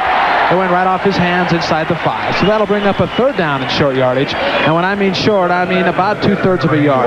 But another good, smart call. He went to his surest-handed receiver. Williams should have made the catch right. The ball was right on target. Just took his eye off it a hair too soon. I think the Invaders coaches think a lot of Brian Williams. He's a young kid. He is big. He is, I wouldn't say fast, but certainly fast enough to get open, and that they can go deep with him once in a while, and he can block. They like the way he blocks aggressively. They don't like the way he catches the ball, but they like the fact that he does catch the ball most of the time. So 3rd down and 1 from the 9. It's an important one. It's less than 5:50 to go. A little play action. He's going to get sacked by Pat Ogren at the 17-yard line, 16-yard line. Ogren, the big 265-pounder out of the University of Wyoming, was in there like a flash. I'd like to see the replay on that. Just a misassignment. Guard came out. No one blocked him. Pat made a great play there, but nobody blocked him, and you just can't have that. You can't blame that on a quarterback right there.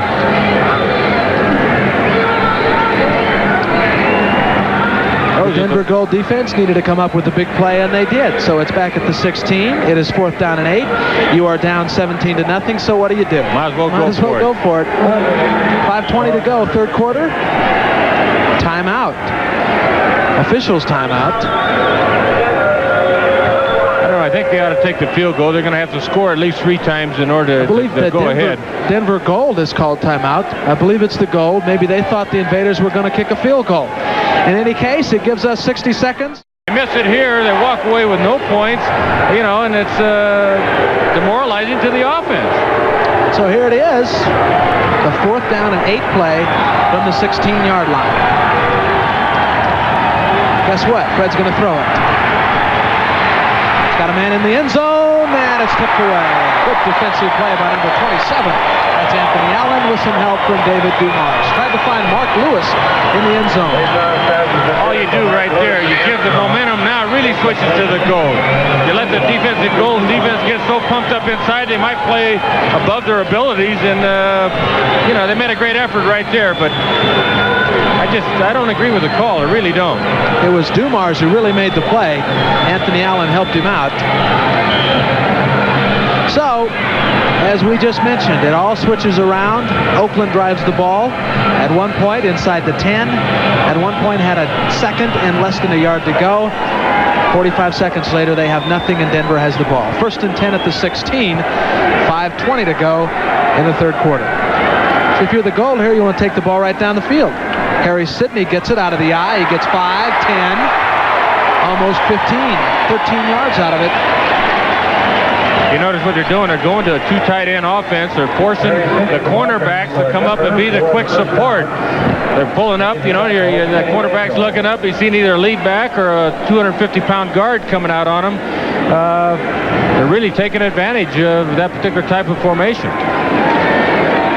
1st down and 10 now at the 29-yard or near the 29-yard line.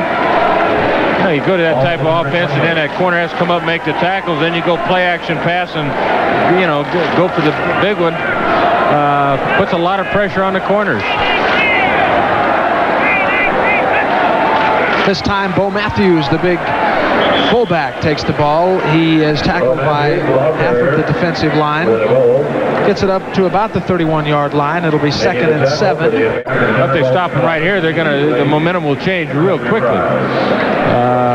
You know, of course, anytime it is professional football, you know, when I was playing, I always felt that we could get a yard on any team that we ever faced. They're going to a formation right now. They're going to take their best athletes, try to go against what they feel the weakest spot is.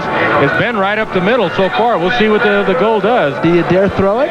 Well, good percentage, high percentage play, but it's a gamble. I think right now, Craig's got to say, look, any offensive team, especially with the weapons that the Invaders have, you can score 17 points fairly quickly. You can't make the big error. You got to play solid football right now.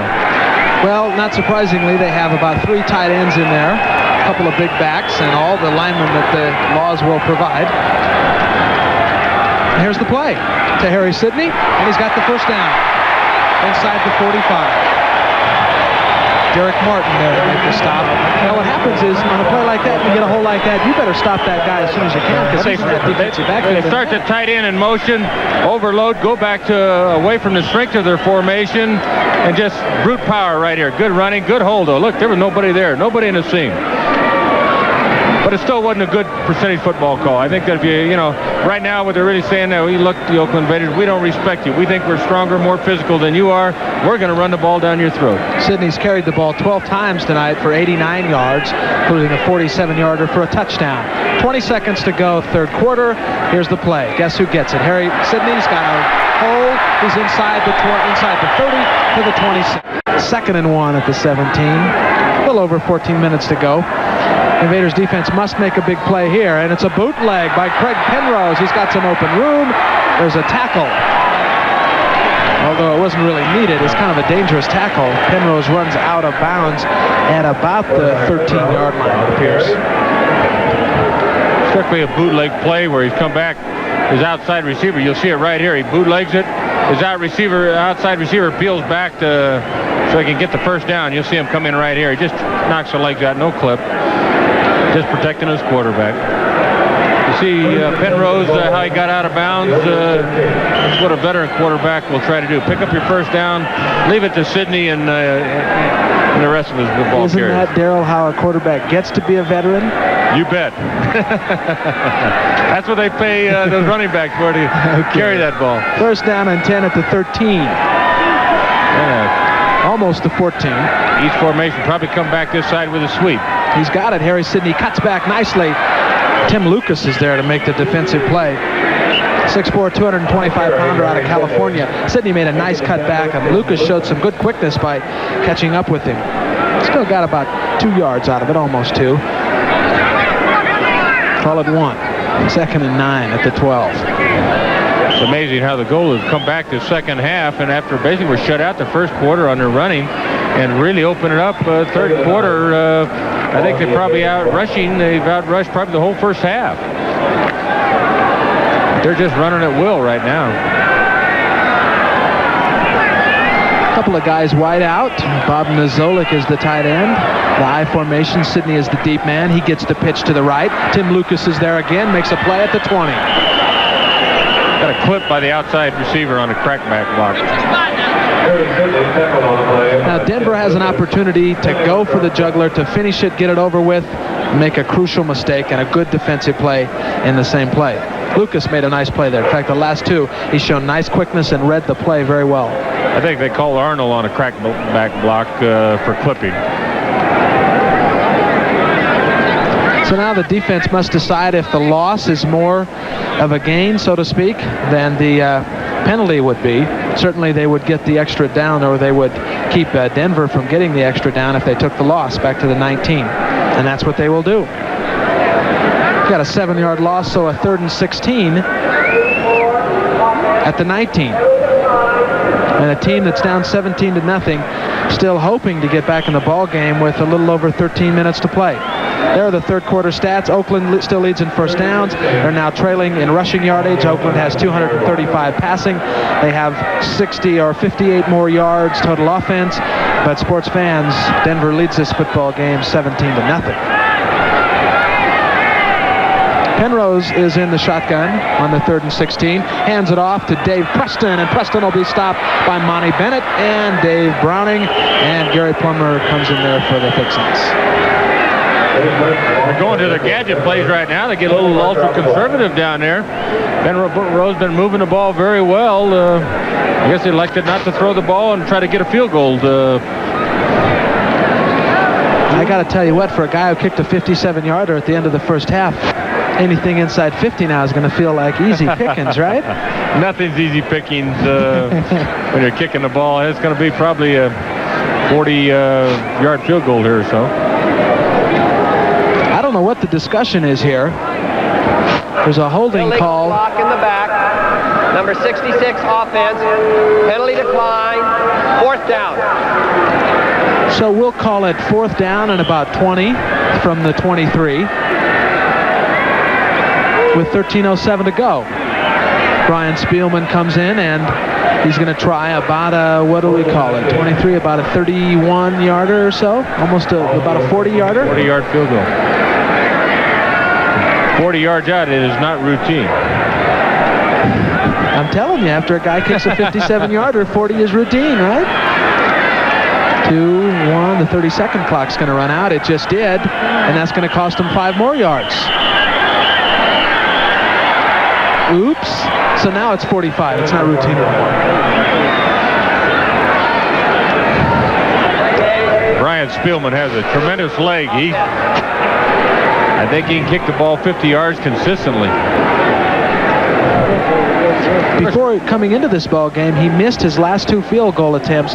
Both of them were inside 30 yards last week. I think one thing for fans that are watching is the fact that in the United States Football League, they're able to use a 1-inch tee to set the ball on, where in the National Football League, the football is set right on the ground or the artificial turf. And it makes a big difference. You get the ball up a lot quicker, and as a rule, kick the ball a lot farther.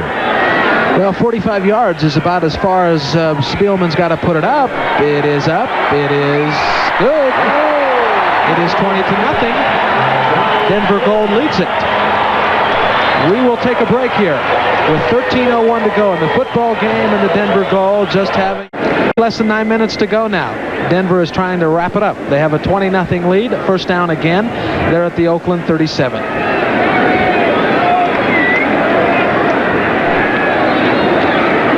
Bo Matthews gets it up the middle, and Bo gets it to the 31. That's 6 more yards. It's amazing. They're just picking their spots, getting 4, 5, 6 yards. A crack on first down is a quarterback's dream when you know your offensive line is moving and opening holes for your backs.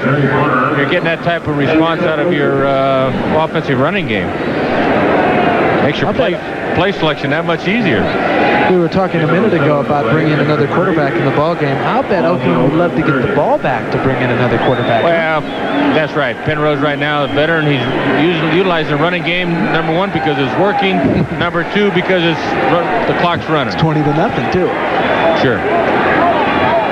This time Bo gets it. Bo doesn't get anything. And another Bo penalty. loses almost a yard, and another flag flies.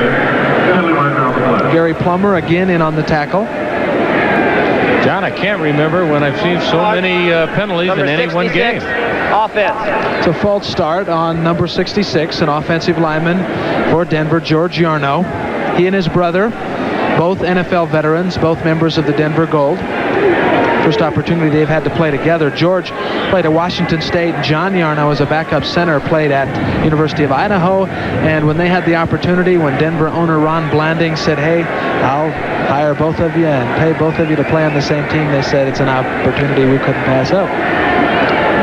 2nd and 9 now at the 35, just almost at the 36. Almost 10 yards to go. Penrose is going to throw it again. He's got a man deep over the middle, and Gary Plummer pulls it down.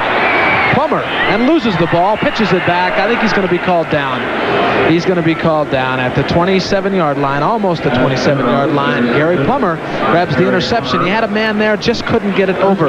Plummer, the linebacker. Plummer started one way, moved back. 7 minutes and 46 seconds to go. It would be a miracle finish, but I suspect the Invaders are sure going to give it one heck of a try. They're down 20-0. We invite you to stay with us. We're going to run it. Okay, Lewis Jackson takes it to about 6 yards, up to almost the 33-yard line. So we'll call it 2nd down and 4, and Oakland might want to just come right up to the line of scrimmage. Now they're going to call a play. A little over 7 minutes to go, and they need 3 touchdowns to win it, or 2 touchdowns and 2 field goals to tie it.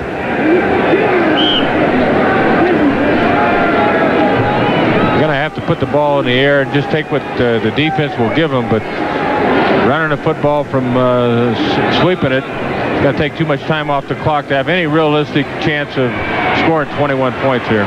Lewis Jackson again. He runs to the left, gets pretty good yardage again. It's another 1st down on the long run. It'll be 1st down and 10 for the Invaders at the 44-yard line. They're going to go right up to the line of scrimmage. They've called a couple of plays. We'll see it again. Lewis Jackson has great quickness. He's the type of back that you like to get the football to. I think that you could throw a possession type pass to him and let him run with the football. Here's Basana, tosses it over to the right. That looks like Big Tom Newton, takes it at the 50. It'll be 2nd down and about 4 yards to go. David Dumars, the strong safety who's playing a pretty good football game tonight, comes in to make the stop. And again, the Invaders set up right at the line of scrimmage. 6 minutes and 10 seconds to go. 2nd and 4 right at midfield at the 50-yard line. Yes, just trying to take advantage of what the goal they're going to give him. Possession type throws. Tom Newton takes the ball and says, tackle me. He says, take on me. I'm 240 pounds and you guys are 190. I'll go for it. Big Mike Hall, who's 270 and 5'10", 185 pounds. Right here. David Dumars takes him on. Fred Basana made a great pass right there. He's under tremendous pressure. Great move right here, just power. Try to take me on and run right over the top of you. The clock continues to move. It's 5 minutes and 35 seconds to go now, and it's a 1st and 10 at the Denver 44. Oakland trying to score, and in a hurry. He's got a man over the middle. Lewis Gilbert tries to grab it. A good defense there by number 25, Darrell Hemphill. I count 1, 2, 3, 4, 5, 6 defensive backs in the ball game. 1 linebacker. And what would that be? About 4 defensive linemen? Is that what that's? 6 and 1 and 4 is 11. Yeah, if you can count to 11, you can play this game. If you can count to 22, you can be a quarterback, correct? That's what I keep telling everybody. Hemphill almost had an interception right there. It was a good defensive move on his behalf. 2nd and 10 at the 44 now. We have exactly 5 minutes and 30 seconds to go in this one. Lewis Jackson to the right. Lewis Jackson got pretty good running room. He's inside the 30-yard line and near the 27. You are watching Oakland Invaders football on KICU TV in San Jose. Lewis Jackson's got great acceleration. All he looks for is a little seam, and he can really explode. Look at this. Split the tacklers. Tom Sullivan made the tackle on that. Got up a little gingerly, hurting a little bit, but he's trying to shake it off. 1st and 10 at the 27, 5 minutes. Exactly 5 minutes to go. Here's the call. Pretty good drive. Here comes Lewis Jackson left. Lewis Jackson to the 27. Didn't get anything. It'll be 2nd and 10, and we have another flag. Mike Heather. 6'1", 220-pounder out of New Hampshire. He used to play for the Dallas Cowboys, spent a few games with the Pittsburgh Maulers before he got in trouble and they fired him. And we got holding on the defense. I think it looked like he folded his arms like a delay of game on the defense. Like maybe one of the guys didn't get lined up or something. I don't know. Well, let's hear it. 12 men participating on the defense. Still 1st down. I think it's the Invaders who need 12 guys if anybody's going to allow that to happen. 1st and 5 at the 22. So if anything, Denver is in jeopardy of losing their shutout. The Invaders have had several good drives earlier in the game, but come away empty-handed. They've got to put the ball in the end zone right now, and they've got to do it relatively quickly.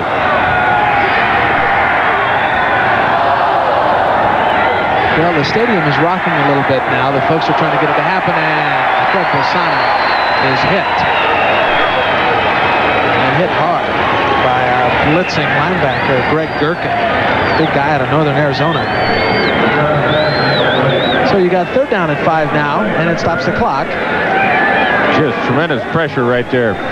Fred had no chance. Actually, the Invaders are pretty lucky that Fred got rid of the ball. The incomplete pass stops the clock, and it could have been a 5 or an 8 yard loss if he doesn't get rid of it. The late middle linebacker blitz, and the center pulled out to block back. There's nobody there. Those are the type of blitzes the quarterback hates to see. You have no chance of getting it off. You can't step up and throw the ball. You got to bail out, you flush out of the pocket. Got some blitzes and some dogs, and here's the throw to the left, and it falls short. Number 23, Nate Miller, came in and crashed Fred Basana to the ground. That time they sent a couple of defensive backs and sent a linebacker, I think. Look here. Really gets drilled. And almost got the pass to Banks. That's right. Fred's going to wake up awfully sore tomorrow. Taking some real good shots in the last couple plays. 3rd down and 5 now with a little over 4:40 to play. Here's a situation without a doubt that the Denver goal has to tighten up, but the Invaders, going to take 2 cracks at picking up the 1st down. Lewis Jackson running to the right. It's a student body right, and Jackson has a 1st down at the 15-yard line. Lewis Jackson came to play in this last 6 or 7 minutes. Of course, they have a prevent defense in there, which makes Lewis Jackson look like an all-pro. Watch this instant replay right here. He is really fluid. He's gifted. He sets it up, a little juke, breaks some tackles, picks up the 1st down. I'm really impressed with his running abilities. Jackson's a 5'10", 200-pounder, 3rd year out of Cal Poly San Luis Obispo. And he played on that team down there in 1980 that won the Division II NC2A championship. Tom Newton trying to bull his way down to the 15, makes it to maybe the 17. Bruce Heather again on the stop right there. Heather doing a pretty good job up the middle. I mentioned a little bit ago that he got in a little bit of trouble at Pittsburgh. Now, he got into an argument. I guess they were playing around in the locker room with one of his teammates. Well, it got kind of nasty, and the guy smashed his face into the wall, and he's got scars all over his face. The Maulers didn't like it and fired Heather and not the other guy. I have no idea, and nobody has really told what happened. Here's the pass. 2nd and 7 from the 12. Couldn't pull that one down. That was Lewis Gilbert, defended there by number 50, Greg Gherkin. So now you have 3rd and 7. It's at the 12. You have 3.5 minutes to go. Realistically, little chance to win the football game, but you want to get the ball in the end zone, right? You've got to have a touchdown here. They went for it earlier. Now they're forced to go to it. You just got to have a score.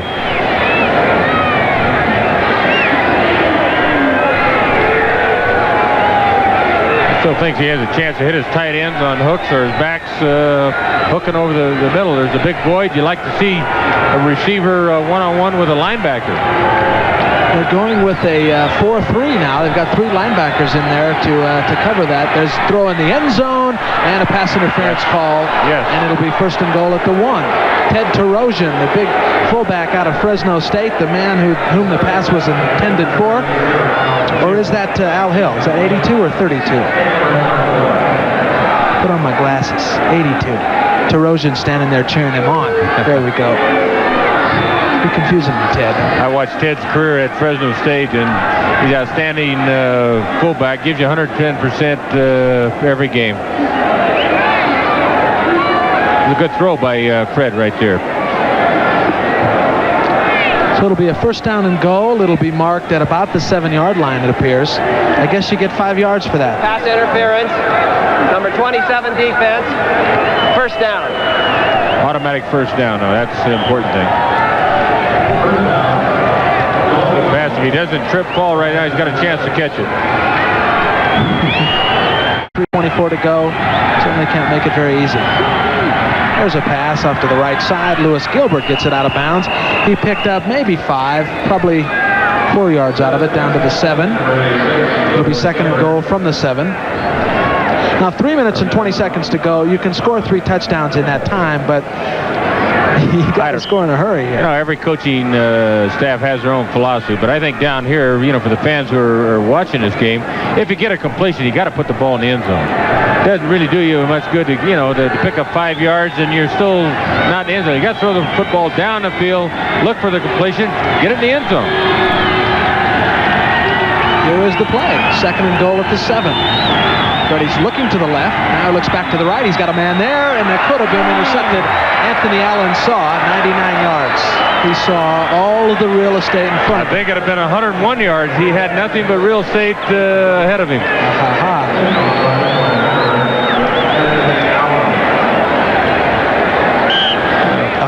Well, he's had a kind of a tough time grabbing it, but he had a chance for it. Certainly did. I think you've got to put the ball up the field, run hooks or slants, and throw that ball, zip it in. There they tried to take a wide receiver, start him in, and then run him back to the outside. It's not a real good high percentage completion. Got a pass to attempt. Brian Williams in motion. Want to throw to the left. He's got Brian Williams at the 5, and he's run out of bounds. Now, we're going to keep the clock running. He gets it to the 5, and now we have fourth and goal at the 5. They had that one figured out. Greg Gherkin, the outside linebacker, who's turning it on here in the fourth quarter, makes the play with some help from a couple of those safeties. Trimble. I don't like to put myself in a second-guessing position, but when you got the Invaders with 2, I think superb tight ends that can both catch the ball. They're both tall. They go up and get the football. You know, going to a tight end offense right here. They can run or throw from it. I think, you know, it's something that they've got to put into their offense. If you have 2 tight ends that are big and can block and are aggressive and can catch the ball, why not play them all the time inside the 15 or so? It's fourth down and goal, 2.5 minutes to go. Here's the play. The Denver Gold wants the shutout. The Invaders want to score. They send a couple of guys in. It's not in the end zone. It's almost picked off. But it's good enough. David Dumars. It's as simple as this. The Wranglers lose and the Denver Gold is in the playoff, despite the fact that they still would have lost 8 of their last 10 football games. Well, the big thing, I think, that if they do get into playoffs, you know, they haven't really played tonight and were as sharp as they would like to have been. They made too many mental errors, but the big thing is you got to get into the playoffs. It's a brand new season then, and that's your objective when you start the season, and I'd like to see it for Craig and the Denver Gold. Vincent White, the former Stanford star, fumbles it, and who recovers it? The Invaders recover it in the end zone. Sports fans, we have a football game. Whoa! Minute 55 to go. Carl Sullivan, the kid from San Jose State, turned defensive end from a tight end. The kid scores a touchdown, and we just wrote him off. Right here. Can we return him from the dead? You never know about the game of football. That's what makes the game really exciting. Number 52, Thomas Carter, the kid we were talking about out of San Diego State, forces it. Carl Sullivan comes up with it. The Invaders are on the scoreboard with 1:55 to go, and I've played in a lot of games as a quarterback. You know, you lick your chops right here if you can get an onside kick, get the ball back. As long as there's time left on the clock, there's always a possibility. And there's minute 55, so now you got the 1 touchdown down, so you got to get 2 of them in a minute 55. You got all 3 of your timeouts left. Well, what really looms big in my mind anyway is the fact that the Invaders had a chance to get 2 field goals. And if they could have scored 1 more touchdown, this game would have been a 20-20 tie and might have gone into sudden death. Kevin Shea kicks the PAT. 10,000 people have left. They better tune it in on their radios or catch it on TV because it's not over yet. 1:55 showing on the clock. Miraculously, the Oakland Invaders are still in the football game. They're behind 20-7. About 65 yards to go for a touchdown that would only put them within a touchdown. And Bassana's back to pass. He's got a pass over the middle to Lewis Gilbert. Gets a first down. He's up to the 44. Almost the 44. You've got to go to your offense right now. You've got to put the football down the field, not from sideline to sideline. They need points. They need a missed tackle. They need a pass interference. Anything to get them some big momentum quick. They've got about 15 seconds to go before this one's over. Ted Terosian's got the ball and over midfield down to the 41. All this is doing, sports fans, is adding some more stats to Fred Basana's passing. It is doing nothing for the football game. The Invaders have lost it already, and they are just running down the time, and we have about 11 seconds to go before it's over.